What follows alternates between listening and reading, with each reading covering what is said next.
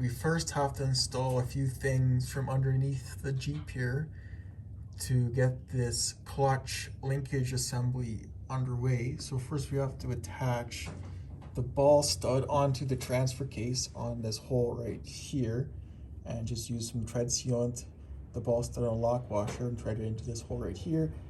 And then these two holes right here will hold on the other ball stud, and there'll be a rod that will go from this side to this side, and that will be part of the linkage. And so when you push the clutch pedal, it actually pulls on this cable right here, this clutch cable, and then that will pull on those bearings that we installed in the last video, and then that will actually put pressure onto the clutch that's attached to the engine, and that's how the clutch actually works. It's kind of cool actually to know how it works. Here is what the ball stud looks like, and there is just a lock washer, so make sure that it holds and doesn't fall off when you're driving on crazy off-road terrain, and use some tread sealant on this thread to prevent more leakage. So you want to make sure this thing doesn't leak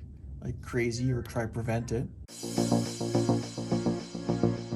That's probably enough, and then just thread it into the hole that's on the transfer case.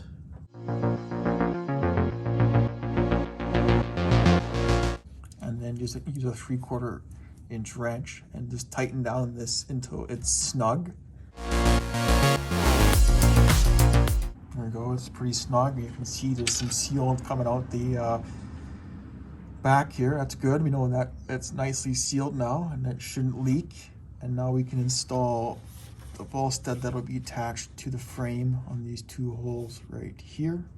Now we need to assemble the ball stud that'll be attached to the frame here, and there's actually a few components here. There's actually the bracket. Here is the ball stud, and there's a lock washer and a nut that'll go on the other side. So you just put the ball stud through this direction, then the lock washer, and then the nut, and then just tighten these up until they are snug, and that will be that installed. So with a ratchet, 5/8 and a 3/4 wrench, tighten up these two until they're snug like that, and that is assembled correctly. And now we can put this bracket onto the frame. And as you can see, this bracket is actually threaded on these two parts, and you will be threading it from the back side, and then just use some 1/4 inch fine thread, and I go, I don't know, about 3/4 inch long, and then they just thread in like that on both of these points. And make sure you use a good old fashioned lock washer to make sure it all holds together. And this will be placed like this on this side, and the lock washers will feed through the frame, like my finger is, going this direction. So now what we're going to work on here is the clutch release tube. And as you notice, there's two ears on this. One has a longer ear and one has a shorter ear. So that's what we'll call it. This will be the short and this will be the long. So what we want to do now is insert these cotter pins. First we'll work on the short ear. So you want to insert it in this direction. So we'll just bang this through. And you want to bend the cotter pin in this direction so it sits nice and snug against the tube. So you want to get these nice and flush against the tube with these little slightly different type of pliers that flatten them nicely. So now what I'm going to do is insert this disc with, there's kind of a flat side and a tapered side. So what you want to do is put the flat side against the cotter pin, and it just drops down in there. Next you want to kind of lube that up fairly generously.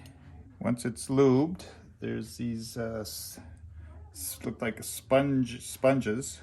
You want to give this some grease as well.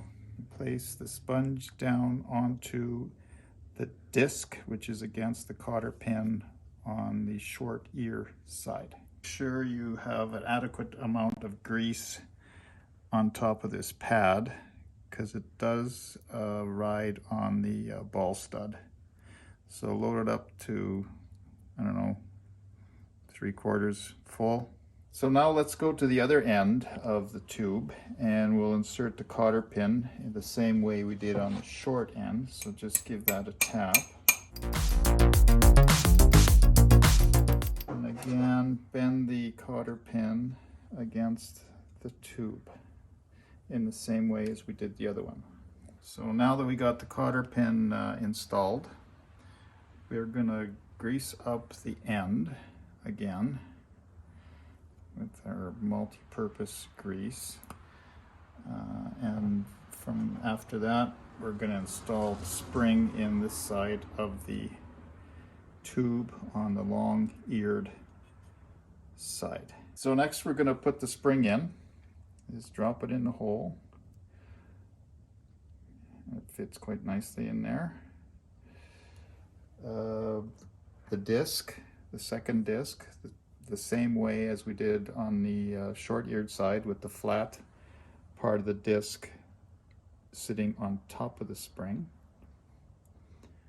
Down she goes. And after that, we add a little bit more lovely grease to our pad.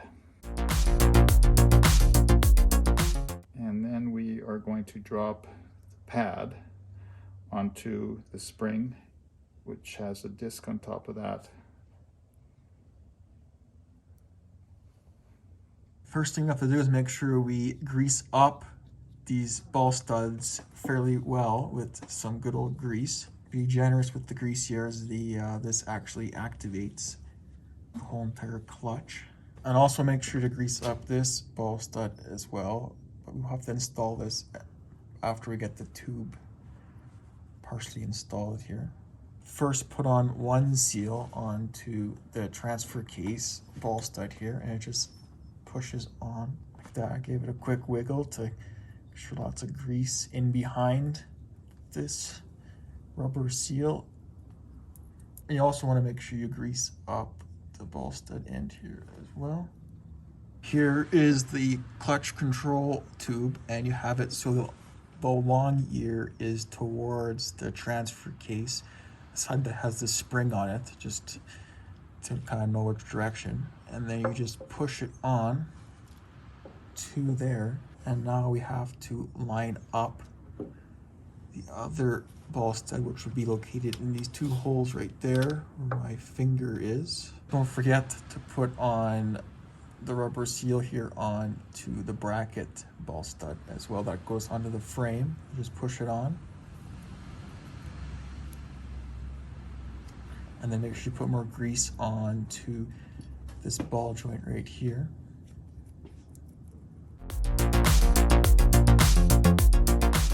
So with the clutch control tube with the long ear facing towards the transfer case, put it on the ball stud that was just freshly greased up. Push it in, and then with this bracket ball stud all greased up too, put it into the other hole. And this is where it gets a little tricky here. You have to try to line up these holes as well on the frame.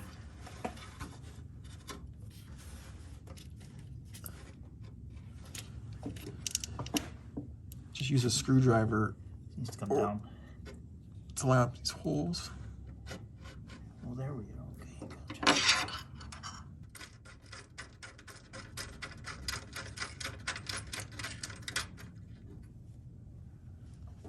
Now both bolts are installed. Just have to tighten these up, hand tight, and then make sure it doesn't bind. Just like that. And it's a beautiful install. Thanks for watching. Let's build a Willys Jeep.